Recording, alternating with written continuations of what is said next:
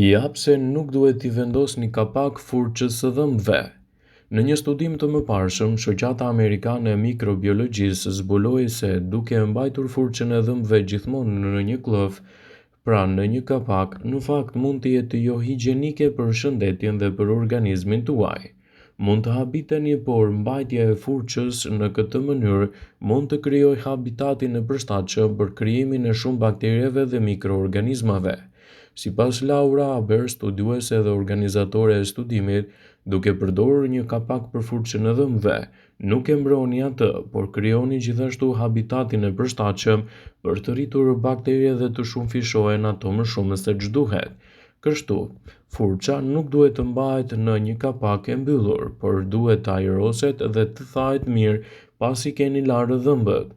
Kjo do ju ndihmojë gjithashtu edhe në përmirësimin më të mirë të higjienës tuaj orale.